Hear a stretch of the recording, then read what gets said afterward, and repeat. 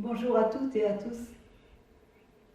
Je vous espère en bonne santé, autant physique que spirituelle, et je vous souhaite la bienvenue pour un temps de méditation dans la présence de notre Seigneur Jésus-Christ. Je vous invite à la prière. Seigneur, c'est dans la joie et la reconnaissance que nous nous présentons devant toi aujourd'hui, parce que tu es notre Seigneur, parce que tu es notre Sauveur. Nous voulons faire monter vers toi toute notre reconnaissance, Seigneur, et que dans ce temps précieux, nous soyons disponibles devant toi, Seigneur, pour cette communion ensemble et avec toi. Amen. Jésus est pour moi un sauveur merveilleux. Il n'est à nul autre semblable. C'est pour me sauver qu'il est venu des cieux. Il est un sauveur admirable. Eh bien, c'est ce chant que je vous propose pour introduire ce temps.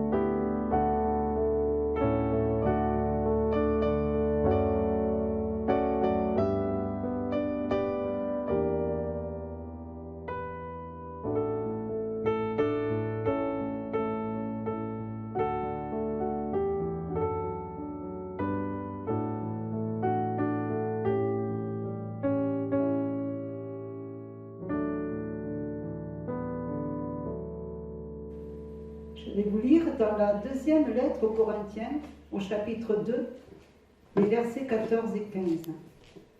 Grâce soit rendue à Dieu, qui nous fait toujours triompher en Christ et qui répand par nous en tout lieu l'odeur de sa connaissance.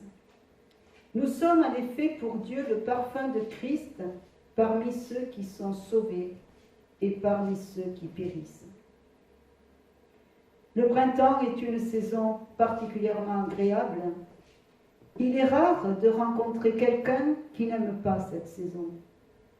Cette année, je crois pouvoir dire que les jardins des particuliers, de manière générale, sont bien entretenus et mieux entretenus que de coutume, et pour cause. Avec le déconfinement et le beau temps que nous avons eu, cela nous a bien occupés agréablement.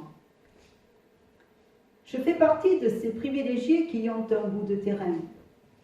Une petite sortie verdoyante qui invite à la détente, à la lecture, ou encore au farniente et à l'ombre d'un érable. L'entretien de cet espace vert est indispensable si on veut en tirer tous les bienfaits. Ainsi, dernièrement, j'ai entrepris de dégager le chèvrefeuille qui était étouffé par la vigne vierge qui chemine sur le même mur de clôture. L'opération était délicate car la taille de la vigne vierge n'était pas de la détruire, mais de la canaliser, l'orienter, afin qu'elle garde toute sa valeur et sa fonction d'habiller le mur sans prendre toute la place et nuire à l'épanouissement du chèvrefeuille. En rendant au chèvrefeuille son espace vital, je lui permets de s'épanouir, de prendre du volume, de développer une floraison abondante et de diffuser son puissant parfum. Ainsi en est-il de nos vies. Nos vies sont remplies de tant de choses, des choses utiles et nécessaires dans notre quotidien, des choses importantes et salutaires, précieuses, qui mettent du soleil dans la vie des autres, qui soulagent leur fardeau, des choses aussi qui semblent plus légères, mais dont le corps et l'esprit ont besoin pour se détendre, se reposer, s'aérer. Généralement, toutes ces choses qui remplissent nos vies ne sont pas mauvaises en soi, à condition de bien les doser, les canaliser. Toute surdose, tout déséquilibre dans n'importe quel domaine devient un danger, car tout déséquilibre qui s'installe finira par être malsain, donc dangereux. On doit veiller à ce que l'une ou l'autre, et même plusieurs de ces choses qui remplissent nos vies, ne se développent pas exagérément, démesurément, telle la vigne vierge sur le mur du jardin, au risque de ne plus laisser la place nécessaire au bon développement de notre vie avec le Seigneur. Car alors, petit à petit, insidieusement, le processus de sape va s'installer, recouvrir et absorber totalement, jusqu'à l'étouffement, la vie de l'Esprit de Dieu en nous.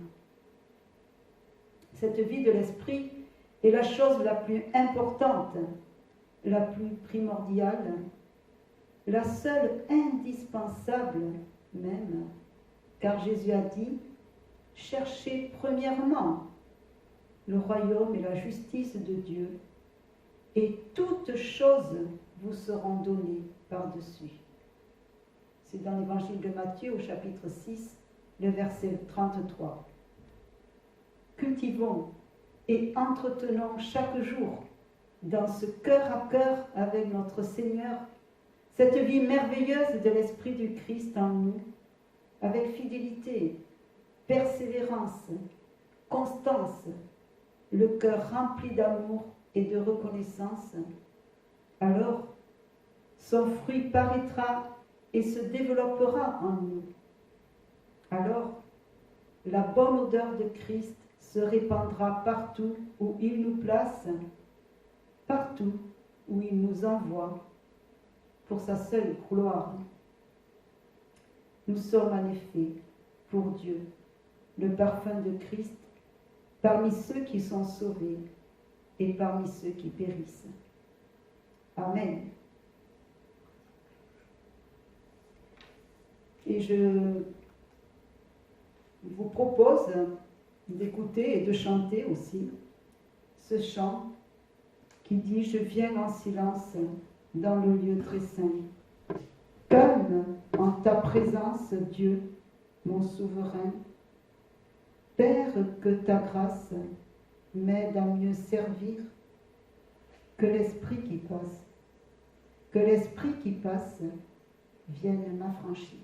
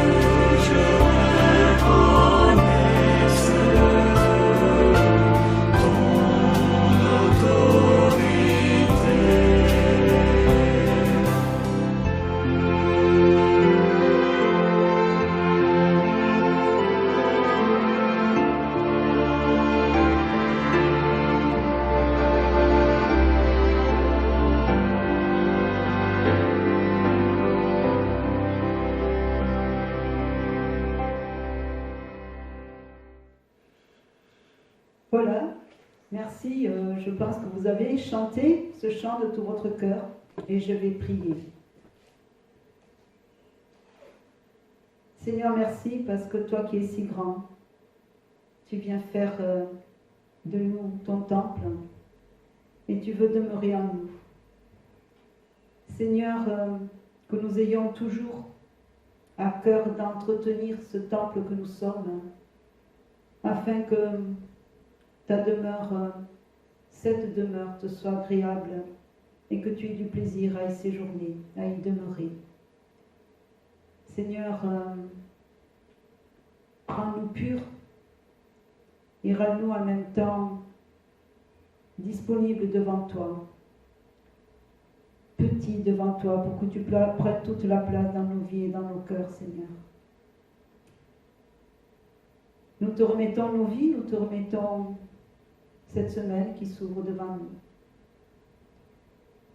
Et nous te disons merci parce que tu accompagnes chacun d'entre nous et que tu veilles sur chacun d'entre nous. Amen. Que la paix et la grâce de notre Seigneur Jésus-Christ soient toujours avec vous. Amen.